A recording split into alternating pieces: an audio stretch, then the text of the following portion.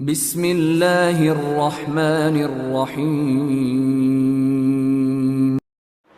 السلام علیکم ورحمۃ اللہ وبرکاتہ۔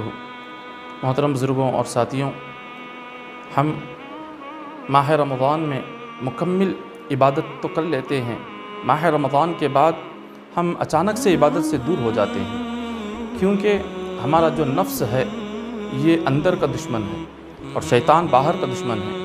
یہ دونوں مل کر ہمیں اللہ کی عبادت سے روکتے ہیں اور ہمیں گناہوں پر لگاتے ہیں۔ اولیاء کرام کی زندگی ہمارے لیے ایک بہترین مثال ہے۔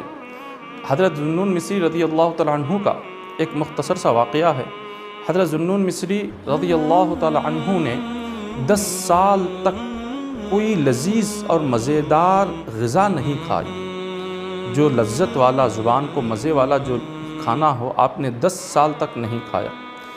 ایک دن عید کی رات آئی، صبح میں عید تھی، تو آپ نے اپنے نفس سے کہا کہ کل عید کا دن ہے، چلو کچھ چند لقمے لذیذ غذا کے کھا لیں گے۔ اپنے نفس سے کہا اگر کل تمہیں لذیذ غذا کھانی ہے، مزیدار کھانا کھانا ہے، آج رات 2 رکعت میں ایک قرآن ختم کرنا ہوگا۔ تو عید کی رات حضرت ذو النون مصری رضی اللہ تعالیٰ عنہ نے 2 رکعت میں ایک کلام پاک ختم کر دیا۔ صبح ہوئی تو آپ کے جتنے معتقدین تھے، مریدین تھے، آپ نے انہیں سنایا تھا کل عید کا دن ہے، کچھ مزیدار کھانے لے کر آؤ۔ تو آپ کے مریدین کچھ مزیدار کھانے لا کر آپ کی خدمت میں پیش کر دیے۔ آپ نے ان کھانوں میں سے ایک لقمہ اٹھایا، اپنے منہ کے قریب لے گئے، پھر واپس آپ نے رکھ دیا۔ اپنے مرید سے کہا کہ اس کو لے کر جاؤ، میں نہیں کھاؤں گا۔ مریدین نے پوچھا آپ نے خود خواہش ظاہر کی تھی کھانے کی، ہم نے اسی لیے لے کر آئے ہیں، اب اچانک سے کیا ہوا، آپ کیوں منع کر رہے ہیں؟ حضرت ذو النون مصری فرماتے ہیں جب میں نے ایک لقمہ اٹھایا کھانے کے لیے تو میرے نفس نے کہا اے ذو النون، تو نے 10 سال تک مجھے تڑپایا، لیکن 10 سال کے بعد آخر کار میں نے اپنی بات تجھ سے منوا ہی لی۔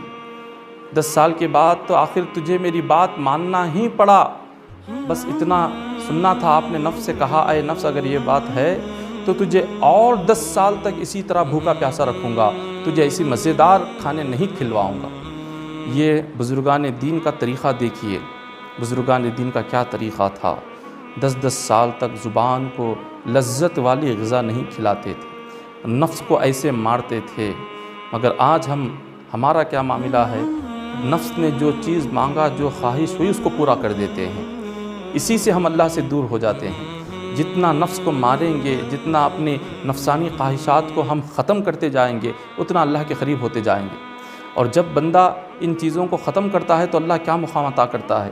حضرت ذو النون مصری رضی اللہ تعالیٰ عنہ نے جب اپنے مریدین سے کہا کہ میں نہیں کھاؤں گا، لے کر جاؤ، اتنے میں دروازے پر دستک دی۔ ایک شخص ایک بڑا سا برتن لے کر ذو النون مصری رضی اللہ تعالیٰ عنہ کی خدمت میں حاضر ہوا اور کہا کہ یہ آپ کے کھانے کے لیے لایا ہوا ہوں، آپ کھا لیں۔ آپ اس کو جانتے نہیں تھے، پہچانتے نہیں تھے۔ آپ نے کہا کہ بھائی تم ہو کون؟ میں تو یہ ساری چیزیں نہیں کھاتا، میں نے تو اپنے مریدین کو پہلے سے ہی منع کر دیا۔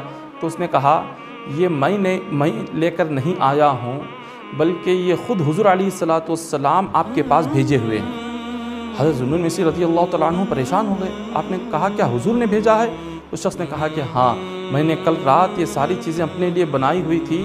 آقا علیہ السلام خواب میں تشریف لائے اور فرمایا یہ سب اگر تو قیامت کے دن میرا دیدار کرنا چاہتا ہے تو یہ سب کچھ لے جا اور ذو النون مصری کو کھلا دے، اور ذو النون سے کہنا کہ آج کے دن کے لیے تھوڑی دیر تک اپنے نفس کی بات کو مان لے اور اس میں سے کچھ لقمے وہ کھا لے، اور یہ میرا حکم ہے۔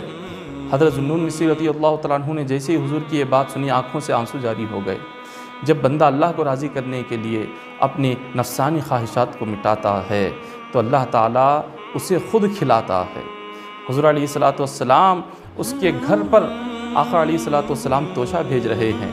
حضرت ذو النون مصری فرماتے ہیں میں یہ صرف حضور علیہ السلام کی فرما برداری کے لیے کھا رہا ہوں، حضور کا حکم ہے، اس حکم پر کو پورا کرنے کے لیے میں یہ کھا رہا ہوں۔ آپ نے چند لقمے کھائے اور پھر اسی طرح آپ پھر عبادت میں مصروف ہو گئے، اور اپنے نفس کو آپ نے پھر کئی سالوں تک لذیذ غذا کھلائی نہیں۔ تو یہ اللہ والوں کا طریقہ ہے، وہ صرف رمضان کی حد تک ہی اپنے نفس کو نہیں مارتے تھے،